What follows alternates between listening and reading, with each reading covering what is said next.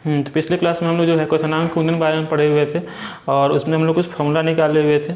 अभी उसमें एक दो क्वेश्चन एनसीईआरटी का बहुत अच्छा क्वेश्चन है, इस डायरेक्टली क्वेश्चन ये बोर्ड में भी आता है, 5 मार्क्स में क्वेश्चन ही आते हैं, तो उन क्वेश्चंस को हम एक बार सॉल्व करते हैं। और इसके अलावा एक दो क्वेश्चन और है एनसीईआरटी में जिसको आप खुद से कीजिएगा, ठीक है। तो चलिए पहला क्वेश्चन, उसके पहले जो है कल हम लोग पिछले क्लास में जो हम लोग फार्मूला देखे थे उसको एक बार थोड़ा सा रिवाइज कर लेते हैं, क्योंकि उसी फार्मूला पर ये क्वेश्चंस बनेंगे और उसी फार्मूला पर जो है जो और भी क्वेश्चन एनसीईआरटी के या फिर बोर्ड के क्वेश्चंस हैं वो बनेंगे। तो देखिए, तो फार्मूला क्या क्या था, तो पहला चीज़ में पढ़े थे, टॉपिक क्या था, क्वथनांक का उन्नयन, ठीक है, जो किस में आता है, अनुसंख्य गुणधर्म में। अनुसंख्य गुणधर्म क्या होता है, तो नाम से ही स्पष्ट है, अनुसंख्य गुणधर्म मतलब कि बिलियन के ऐसे गुणधर्म जो कि विलेय के अणुओं की संख्या पर निर्भर करता है, उसके प्रकृति पर निर्भर नहीं करता है, वह गुणधर्म क्या कहलाता है, अनुसंख्य गुणधर्म कहलाता है, ठीक है। तो जो अनुसंख्य गुणधर्म था उसी के बारे में हम पढ़े थे और बतलाया थे कि अनुसंख्य गुणधर्म कितने प्रकार का होता है, 4 प्रकार का। कौन कौन, क्वथनांक का उन्नयन, हिमांक का अवनमन, प्रासरण एवं प्रासरण दाब, वाष्प दाब का आपेक्षिक अवनमन। तो उसमें से एक हम लोग पढ़े थे जिसका नाम था क्वथनांक का उन्नयन। तो उसमें हम लोग फॉर्मूला क्या देखे थे, पहला फॉर्मूला हमारा था क्वथनांक का उन्नयन क्या होता है। देखिए, जो पिछला वीडियो नहीं देखा है बेहतर होगा पहले पिछला वीडियो देखिए तब इसको देखिए, समझ में अच्छे से आएगा, ठीक है। तो फॉर्मूला हम लोग क्या देखे थे, पहला फॉर्मूला था delta T B is equal to T B minus T not B.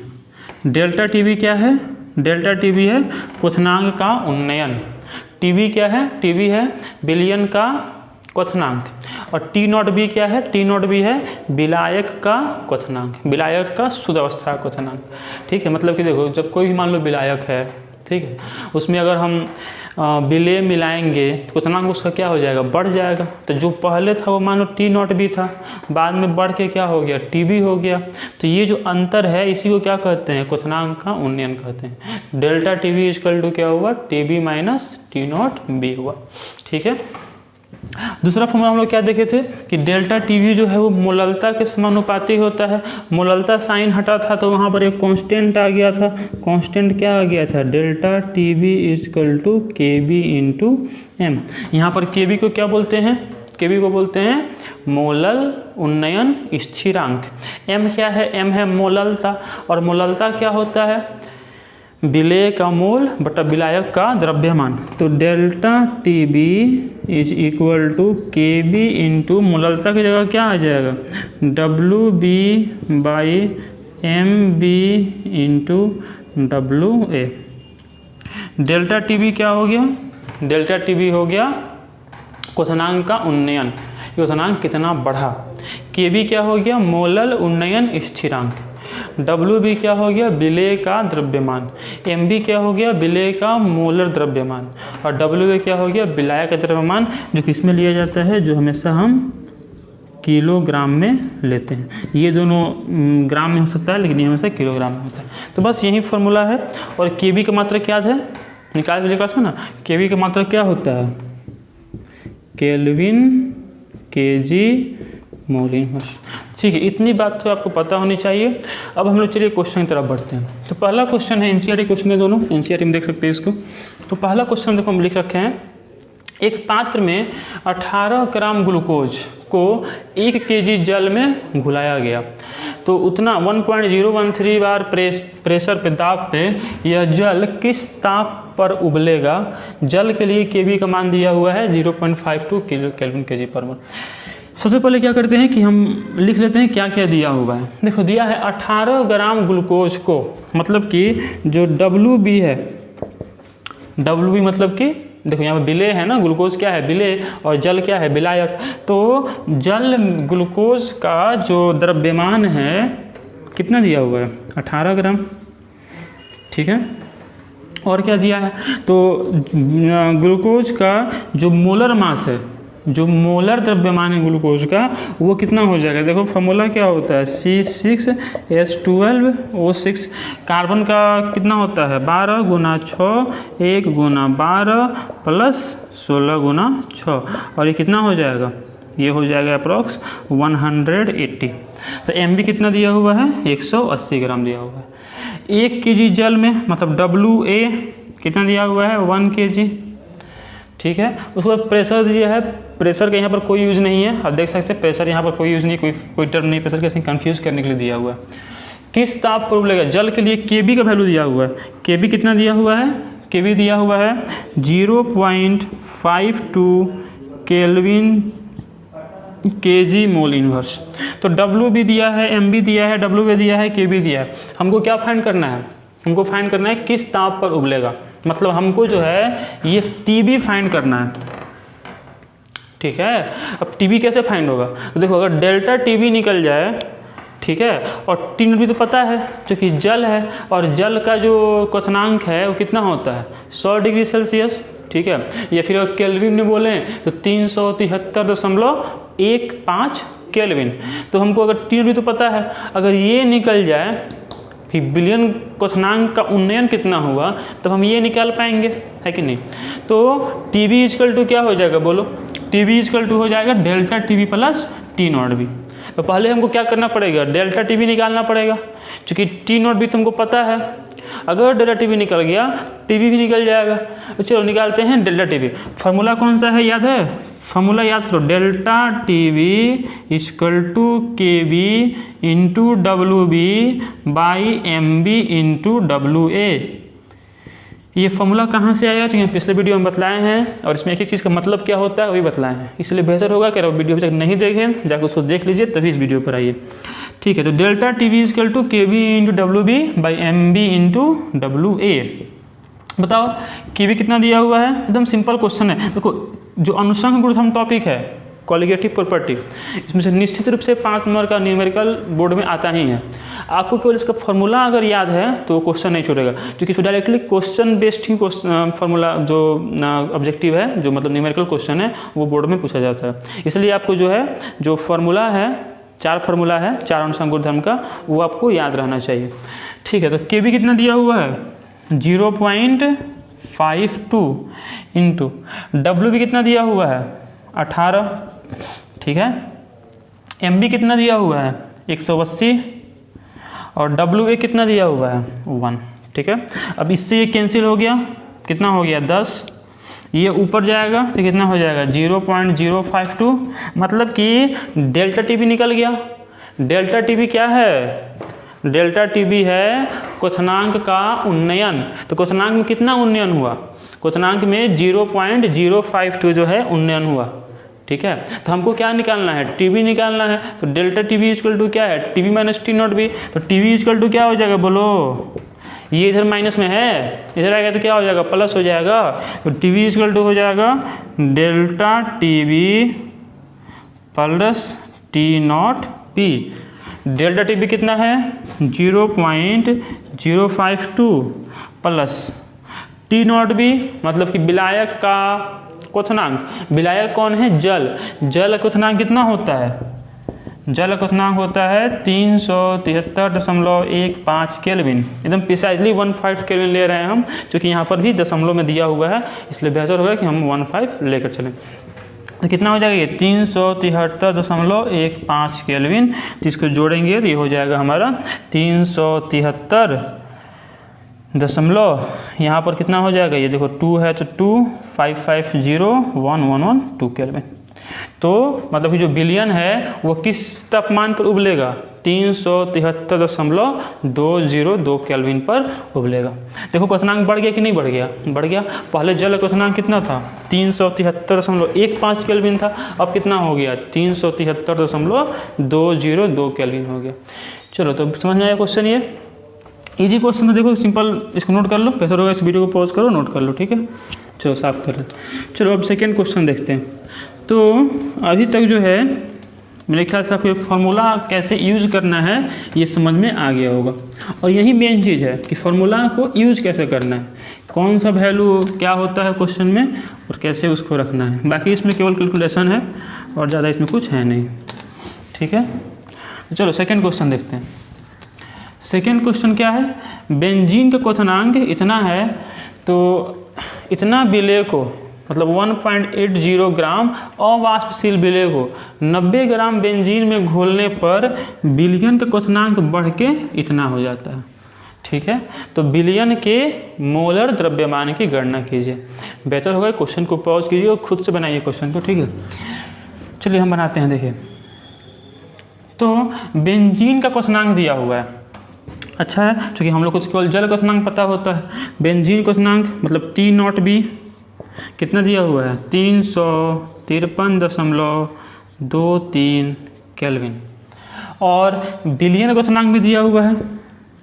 Billion क्वथनांक कितना दिया हुआ है 354.11 केल्विन। तो यहाँ से देखो T0B दिया है और TB दिया है, तो हम डेल्टा TB फाइंड कर सकते हैं, ठीक है। तो डेल्टा TB क्या हो जाएगा बोलो, डेल्टा TB हो जाएगा TB माइनस T0B।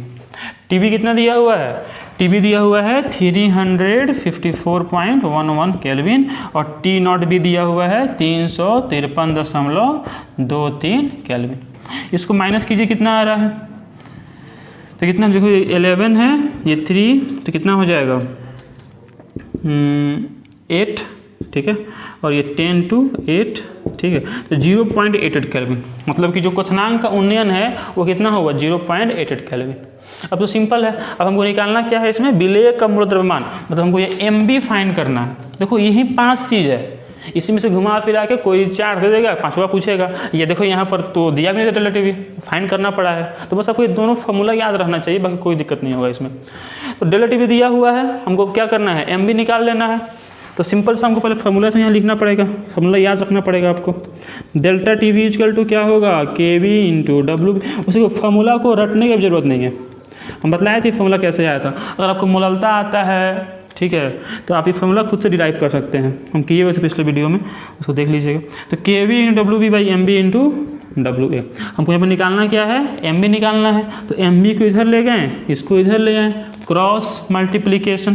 तो MB इक्वल टू क्या हो जाएगा बोलो, MB इक्वल टू हो जाएगा KB इंटू WB बटा delta TB into WA। KB कितना दिया हुआ है, KB दिया हुआ है हाँ जी 2.53, तो 2.53 इंटू WB कितना दिया हुआ है, WB मतलब कि विलेय का द्रव्यमान कितना दिया हुआ है 1.80। डेल्टा TB कितना दिया हुआ है 0.88 और फिर WA कितना दिया हुआ है, WA देखो WA मतलब क्या, WA मतलब कि विलायक का द्रव्यमान, तो कितना दिया हुआ देखो 90 ग्राम दिया है ना, 90 ग्राम बेंजीन। तो ये हमेशा लेते हैं किसमें kg में, तो इसको 1000 से डिवाइड कर दिए है ना, विलायक का द्रव्यमान हमेशा किलोग्राम में लेते हैं, डिवाइड कर दिए 1000 से, 1000 ऊपर चला गया तो क्या हो गया इंटू 1000, ठीक है। अब क्या होगा, इससे ये कैंसिल हो गया, ठीक है। उसके बाद मान लो इसको भी उड़ा दिए, नीचे में क्या आ जाएगा 100, 9 से ये कैंसिल, तो कितना हो जाएगा 9 2 जाए 18 और 0, ठीक है। डेसिमल है तो डेसिमल ऊपर गया, ऊपर में भी क्या हो गया 100, एकदम सिंपल कैलकुलेशन है, कुछ नहीं। 20 है 10, ये कितना हो गया 44, ठीक है। उसके बाद फिर ये 22, ये कितना हो गया 5, उसके बाद ये 2 5 10, फिर ये हो गया 11, ये कितना हो जाएगा 50, ठीक है। उसको फिर 11 से इसको डिवाइड करेंगे तो ये हो जाएगा, मान लो ये गया नीचे में, फिर एक और 100 आ गया, ठीक है। तो 50 से ये कैंसिल हो गया, कितना हो गया 2, ठीक है। 5 से 100 कैंसिल हुआ, कितना हो गया ये 20। अब ये ऊपर में हो गया हमारा 253 इंटू 100। अब देखो 11 से अगर हम 250 डिवाइड करें तो कितना हो जाएगा 2, तो ये हो गया 22, 3 3 कैंसिल, ठीक है, और 11 3 जा 33, मतलब 23 आएगा। देखो यहाँ पर कितना हो गया 23 इंटू यहाँ पर कितना है 100 बाई यहाँ पर कितना है, ये तो गया, ठीक है, ये तो कितना ख़त्म हो गया। यहाँ पर कितना है 20 इंटू 2 कितना हो जाएगा बोलो 40, 20 इंटू 2 कितना हो गया 40, इससे ये कैंसिल, ठीक है। 2 2 जा 4 और 2 5 जा 10, फिर 2 से ये कैंसिल होगा तो 11.5, तो ये हो जाएगा 5 2 56.5 ग्राम जो है लगभग इसमें आंसर होगा। बाकी देखो कैलकुलेशन है, यहाँ तक तो सही है ना, कैलकुलेशन है, इसको कैलकुलेशन खुद से करना, देखना यहाँ पर क्या आंसर आ रहा है, लिखना है इसको। अगर इसमें आंसर अगर सही ना हो तो कैलकुलेशन है, इसको खुद से कर लेना, इसमें कुछ खास नहीं। तो मेन चीज़ हमारा ये था, मतलब कि जो मूल द्रव्यमान है वो कितना आया, 56.5 ग्राम आया। कैलकुलेशन है, इसको खुद से कर सकते लगभग इतना ही, या फिर कुछ और भी याद बताना उसको, ठीक है। तो यहाँ पर एक क्वेश्चन कंप्लीट करते हैं। अब हम लोग जो है इसी में जो नेक्स्ट हमारा वीडियो, जो नेक्स्ट हमारा टॉपिक है उसको अभी हम लोग करेंगे। तो नेक्स्ट टॉपिक हमारा जो है वो है हिमांक का अवनमन। चलिए शुरू करते हैं हिमांक का अवनमन। हाँ, तो अभी तक हम लोग जो है क्वथनांक के उन्नयन पर जो एनसीईआरटी के क्वेश्चंस थे कुछ, उसको हम लोग देख रहे थे। एक दो क्वेश्चन और है, उससे बेहतर होगा आप खुद से ट्राई कीजिएगा, बनेगा। बाकी जब चैप्टर खत्म होगा, जितने भी इसमें प्रीवियस ईयर में आए हुए क्वेश्चंस हैं, मतलब बिहार बोर्ड का या फिर सीबीएसई बोर्ड का भी जो भी मतलब अच्छा क्वेश्चन इस चैप्टर में है, फिर एनसीईआरटी का, उसको हम करवाएंगे। हालांकि कुछ क्वेश्चन हम अभी भी करवाते जा रहे हैं, और चैप्टर के लास्ट में कुछ जो बहुत अच्छे क्वेश्चन हैं उसको भी हम करवाएंगे। जो छोटा हुआ क्वेश्चन है उसको भी करवाएंगे। लेकिन बेहतर होगा कि आप खुद से भी जो टॉपिक ख़त्म हो रहा है उसको एनसीईआरटी से देखकर या फिर जो प्रीवियस ईयर जो क्वेश्चन बैंक है उससे देखकर जो है क्वेश्चन करते रहो, अच्छा रहेगा, ठीक है। तो यहाँ पर क्वथनांक का उन्नयन खत्म होता है। हम लोग अब नेक्स्ट जो अनुषंग गुणधर्म है वो पढ़ते हैं, वो है हिमांक का अवनमन। नेक्स्ट कौन है, हिमांक का अवनमन, अंग्रेजी में बोलते हैं depression in freezing point, depression in freezing point, ठीक है। तो अभी तक हम लोग पढ़ रहे थे क्वथनांक का उन्नयन। सेम टू सेम जैसे जैसे चीज़ें उसमें यूज हुई हैं वही वही चीज़ें इसमें भी यूज होंगी, ठीक है। मतलब जो कॉन्सेप्ट वहाँ पर यूज हुआ है जैसे सब कुछ सेम है, इसलिए अगर वो समझ रखे तो ये समझना एकदम आसान हो जाएगा आपके लिए। चलो समझिए हिमांक क्या है और अवनमन क्या है। तो हिमांक जैसे अंग्रेजी समझ रहे फ्रीजिंग पॉइंट, अगर सिंपल भाषा में अगर हम बोलें, जिस तापमान पे कोई द्रव अपने ठोस अवस्था में परिवर्तित हो जाए उस तापमान को क्या कहते हैं, हिमांक कहते हैं, फ्रीजिंग पॉइंट कहते हैं। लेकिन ये एकदम बच्चा वाला डिफिनेशन हो गया जो आप 6-7 क्लास में भी पढ़ते रहे। तो इसका जो अच्छा डिफिनेशन है जो आपके लेवल का है, 12th लेवल का, अगर वो हम बोले कि हिमांक किसे कहेंगे, फ्रीजिंग पॉइंट किसे कहेंगे, ठीक है। तो यहाँ पर आप कह सकते हैं, देखो अगर हम बात करें कोई पदार्थ मान लो कि ठोस अवस्था में है और मान लो कि द्रव अवस्था में, किस अवस्था में उसका वाष्प दाब ज़्यादा होगा, द्रव अवस्था में कि ठोस अवस्था में, उसका वाष्प दाब ज़्यादा कब होगा, द्रव अवस्था में ज़्यादा होगा कि ठोस अवस्था में ज़्यादा होगा, निश्चित रूप से द्रव अवस्था में ज़्यादा होगा, क्योंकि द्रव अवस्था में जो मोलिक्यूल है, जो अणु है, थोड़ा दूर दूर है, तो अणु चूँकि दूर दूर हैं तो इसलिए वहाँ पर क्या होगा, वहाँ पर उनके जो वाष्प दाब है वो ज़्यादा होगा। जबकि ठोस अवस्था में अणु बहुत ही ज़्यादा आकर्षित रहते हैं, इसलिए इसमें वाष्प दाब कम होगा, ठीक है। तो हम ऐसा कहेंगे इसको, अगर हिमांक को परिभाषित करना है तो एक तो ये बात तो है ही कि जिस तापमान पर कोई द्रव ठोस बन जाता है वो तापमान जो है हिमांक कहलाता है। लेकिन अच्छा डिफिनेशन अगर हम देना चाहें तो हम ये बोलेंगे कि जिस तापमान पे, ध्यान से सुनिएगा, बेहतर होगा इसको नोट डाउन भी कर लीजिएगा, कि जिस तापमान पे किसी द्रव का वाष्प दाब उसके ठोस के वाष्प दाब के बराबर हो जाता है उस तापमान को हिमांक कहते हैं। फिर सुनो, जिस तापमान पे किसी द्रव का वाष्प दाब उसके ठोस के वाष्प दाब के बराबर हो जाता है उस तापमान को क्या कहते हैं, हिमांक। देखो जैसे जैसे द्रव मान लो कि ठोस में चेंज होगा, कैसे होगा, ठंडा करने पर, द्रव को ठंडा करते हैं तो वो ठोस में चेंज होता है कूलिंग करने पर। तो अब मान लो जैसे जैसे हम द्रव को ठंडा करते जाएंगे उसका वाष्प दाब घटते जाएगा, क्योंकि हम लोग पढ़े थे तापमान बढ़ाने से वाष्प दाब बढ़ता है और तापमान घटाने से वाष्प दाब भी घटता है। तो तापमान घटाएंगे तो मोलिक्यूल्स पास पास आएंगे, मोलिक्यूल्स पास पास आएंगे तो उससे उसका जो वाष्प बनने का दर है वो कम हो जाएगा, उससे वाष्प दाब भी कम हो जाएगा। मतलब कि हम कह सकते हैं कि तापमान बढ़ाने से, ये हम लोग पिछले 3 वीडियो से लगातार पढ़ रहे हैं सेम बात, कि तापमान बढ़ाने से वाष्प दाब बढ़ जाता है, तापमान घटाने से वाष्प दाब घट जाता है, ठीक है। तो अब मान लीजिए कोई द्रव है और उसको हम ठंडा करें, उसको मतलब कि उसको हम क्या करें, फ्रीज करें, ठीक है। तो धीरे धीरे क्या होगा, उसका जो वाष्प दाब है वो घटते जाएगा, क्योंकि ठंडा करेंगे तो वाष्प दाब घटते जाएगा। और एक समय ऐसा आएगा जब उसका वाष्प दाब जो उसका ठोस अवस्था में पदार्थ है उसके वाष्प दाब के बराबर हो जाए। देखो बात सेम ही है, बस उनको इनडायरेक्टली बोल रहे हैं। और यही मतलब अच्छा डिफिनेशन इसका हो सकता है कि जिस तापमान पर किसी द्रव का वाष्प दाब उसके ठोस अवस्था के वाष्प दाब के बराबर हो जाता है, उस तापमान को क्या कहा जाता है? हिमांक कहा जाता है, फ्रीजिंग पॉइंट कहा जाता है। ठीक है, अब ये बताओ कि जब किसी वाष्पशील विलायक में, अगर वीडियो आप शुरू से देख रहे हैं, मतलब कि पिछले 2-3 वीडियो अगर देखे हुए हो तो ये बात आप बता दोगे इजीली, यदि किसी वाष्पशील विलायक में अवाष्पशील विलेय को मिलाया जाता है तो बताओ उसका वाष्प दाब बढ़ता है कि घटता है? घट जाता है। जब किसी वाष्पशील विलायक में अवाष्पशील विलेय को मिलाते हैं तो उसका वाष्प दाब क्या हो जाता है? घट जाता है। अब मान लो कोई वाष्पशील विलायक था, उसमें हम अवाष्पशील विलेय को मिलाएं, वाष्प दाब घट गया, तो अब उसको फ्रीज करना, अब उसको ठोस में परिवर्तित करना आसान हो गया कि मुश्किल हो गया? आसान हो गया, क्योंकि हमको क्या करना है? उसी का वाष्प दाब घटाना है। जितना ज़्यादा वाष्प दाब घटते जाएगा उतना आसानी से वो चेंज होते जाएगा। ठीक है, ठोस में। तो मतलब किसी भी वाष्पशील विलायक में अगर अवाष्पशील विलेय को मिलाते हैं उसका वाष्प दाब घट जाता है, जिससे कि हमको उसको ठोस में चेंज करना आसान हो जाएगा। ठीक है, मतलब उसका हिमांक क्या हो जाएगा? घट जाएगा। तो इसी को हिमांक का अवनमन कहा जाता है। कि हिमांक का अवनमन क्या है? तो हम इसे बोले थे पिछले वीडियो में बताए हुए थे कि ये सेम लाइन हर एक जगह काम करेगा कि जब किसी वाष्पशील विलायक में अवाष्पशील विलेय को मिलाया जाता है तो विलयन का वाष्प दाब क्या हो जाता है? घट जाता है।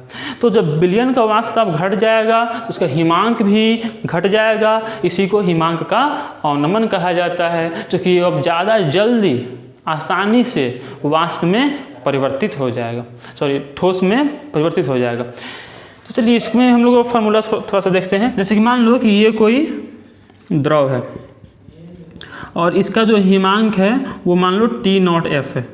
क्या है? T0F, freezing temperature T0F। अब इसमें क्या किए कि किसी अवाष्पशील विलेय को मिलाएं। जब अवाष्पशील विलेय को मिलाएंगे तो जो इसका वाष्प दाब है, वो घट जाएगा। वाष्प दाब घटने पर जो इसका हिमांक है, जो फ्रीजिंग पॉइंट है, वो भी घट जाएगा। तो मान लो फ्रीजिंग पॉइंट घट के हो गया TF। क्या हो गया? TF। पहले क्या था? T0F, अब क्या हो गया? अब हो गया TF। तो अगर ये पूछे हिमांक का अवनमन कितना हुआ? हिमांक का अवनमन कितना हुआ? तो हिमांक का अवनमन क्या होता है? Delta TF। हिमांक का अवनमन क्या होता है? बोलो। Delta TF। डेल्टा मतलब चेंज, कहीं भी कुछ परिवर्तन होता है तो उसके लिए हम डेल्टा सिंबल यूज करते हैं। डेल्टा मतलब कि फाइनल माइनस इनिशियल, अंतिम माइनस प्रारंभिक। ठीक है, तो इसमें अंतिम क्या है? मतलब इसमें देखेंगे बड़ा कौन है? TF की T0F? बड़ा है T0F, जो पहले हिमांक ज़्यादा था, हिमांक का अवनमन हो गया। अवनमन मतलब क्या होता है? घटना। उन्नयन मतलब बढ़ना, अवनमन मतलब घटना। तो ये घट गया तो हम बोलेंगे कि हिमांक का अवनमन कितना हो जाएगा? T0F माइनस क्या हो जाएगा? TF। और जो हिमांक का अवनमन है डेल्टा TF वो पाया गया प्रायोगिक रूप से, ये आपको याद रखना है, ये सेम बात उसमें भी पढ़े थे, बस वहाँ पर TB माइनस T0 भी था और यहाँ पर T0F माइनस TF है, क्योंकि वहाँ पर बड़ा कौन था? TB बड़ा था, क्योंकि वहाँ पर क्वथनांक बढ़ गया था, और यहाँ पर बड़ा कौन है? T0F बड़ा है, क्योंकि यहाँ पर हिमांक घट गया है। तो हमेशा जो ज़्यादा है उसमें से जो कम है उसको घटाते हैं। ठीक है, तो डेल्टा TF ऐसा देखा गया, प्रयोग से देखा गया, प्रयोग से, कि जो डेल्टा TF होता है, जो डेल्टा TF होता है वो समानुपाती होता है मोललता के। डेल्टा TF भी समानुपाती होता है किसके? मोललता के। M क्या है? M है मोललता, मोलरता नहीं, मोललता। अब मोललता क्या होता है? मोललता होता है 1 kg विलायक में उपस्थित विलेय की मात्रा, विलेय की मोलों की मात्रा क्या कहलाती है? मोललता कहलाती है। सिंबल क्या होता है? Small m। तो डेल्टा TF समानुपाती m, समानुपाती का साइन हटेगा तो एक कांस्टेंट आ जाएगा, तो ये क्या हो जाएगा? बोलो। Delta TF equal to KF into m। वहाँ पर भी आया था एक कांस्टेंट, उसका क्या नाम था? KB, और KB को क्या बोलते हैं? केबी को बोलते हैं मोलल उन्नयन स्थिरांक, वैसे ही केएफ को बोलते हैं मोलल अवनमन स्थिरांक। क्या बोलते हैं? मोलल अवनमन स्थिरांक बोलते हैं। या फिर इसका एक और नाम होता है क्रायोस्कोपिक स्थिरांक। वहाँ पर क्या बोले थे? इब्यूलोस्कोपिक स्थिरांक, है ना। केबी को दो नाम होता है, एक होता है मोलल उन्नयन स्थिरांक और एक होता है इब्यूलोस्कोपिक स्थिरांक।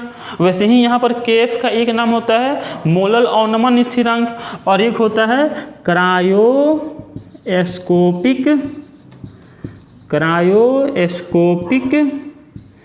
स्थिरांक, क्रायोस्कोपिक स्थिरांक। ठीक है।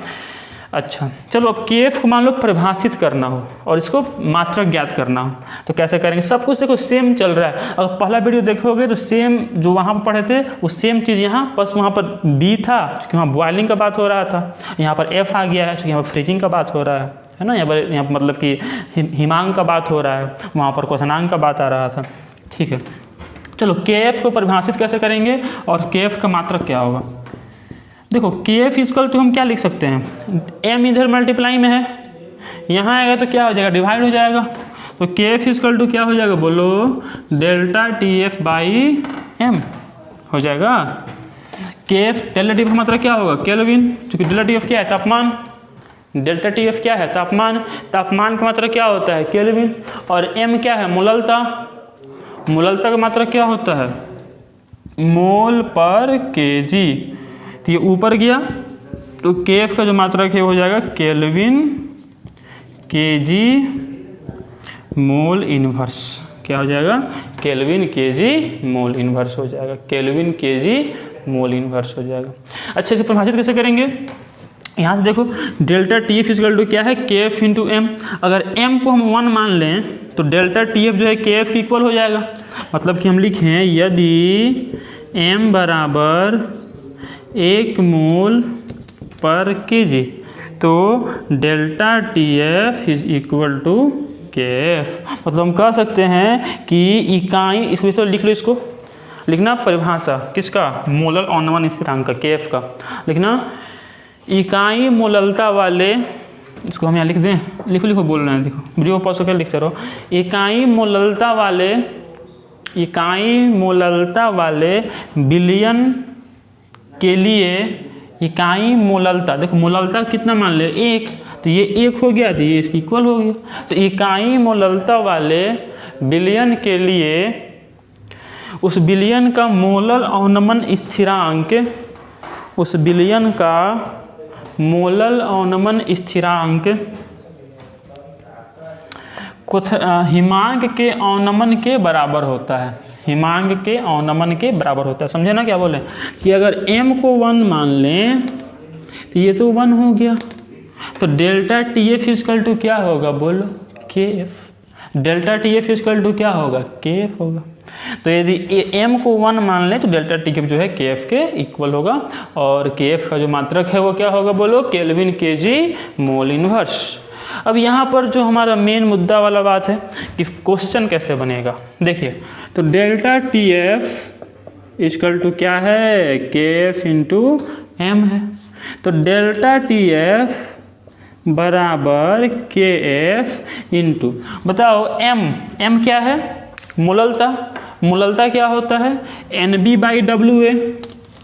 एनबी बाई डब्ल्यू ए बताया था ना फर्स्ट वीडियो में। फर्स्ट वीडियो बिलियन का यही है, उसको अच्छे से देखना, जिसमें मोललता मोल अंश सब बताए हैं विस्तार से एकदम।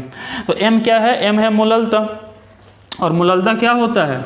मोललता होता है 1 केजी विलायक में उपस्थित विलेय के मोलों की संख्या, है ना। मतलब एनबी मतलब विलेय के मोल बटा WA मतलब कि विलायक का द्रव्यमान। ठीक है, तो M इक्वल टू क्या हो जाएगा? NB by WA। तो KF इंटू एम की जगह क्या आ गया? NB by WA। तो delta TF equal to KF into NB by WA। NB क्या है? मोल। और मोल क्या होता है? W/M दिया गया द्रव्यमान बटे मोलर द्रव्यमान। तो डेल्टा TF बराबर KF into WB by MB into WA। देखो सेम एक्सप्रेशन है, सेम फार्मूला, बस वहाँ पर B था और यहाँ पर क्या आ गया है, F आ गया। तो डेल्टा TF इजकल टू क्या हुआ, KF into WF, KF into WB by MB into WA। यहाँ पर डेल्टा TF क्या है, डेल्टा TF है हिमांक का अवनमन, ठीक है। KF क्या है, KF है क्रायोस्कोपिक कांस्टेंट या फिर मोलर अवनमन स्थिरांक। WB क्या है, विलेय का द्रव्यमान। MB क्या है, विलेय का मोलर द्रव्यमान। और WA क्या है, विलायक द्रव्यमान, जो किस में लिया जाता है, हमेशा kg में लिया जाता है, ठीक है। तो बेहतर होगा कि इसको पॉज करो और इसको जितनी बातें लिखी हुई हैं उसको अच्छे से लिख लीजिए। ये सब मेरे ख्याल से हम पिछले क्लास में भी लिख दिए थे, पिछले वीडियो में, कि कौन चीज़ क्या है, तो इसको आप वहाँ से भी देख सकते हैं या फिर समझ सकते हैं कि डेल्टा TF क्या है, तो मोलर अवनमन स्थिरांक है, ठीक है। KF डेल्टा TF क्या है, डेल्टा TF है हिमांक का अवनमन। WB क्या है, विलेय का द्रव्यमान। MB क्या है, विलेय का मोलर द्रव्यमान। और WA क्या है, WA है विलायक का द्रव्यमान, ठीक है। इसमें हम लोग अब एक दो क्वेश्चन देखते हैं NCERT का, और फिर हम लोग नेक्स्ट वीडियो जो है वो नेक्स्ट टॉपिक जो है वो पढ़ेंगे।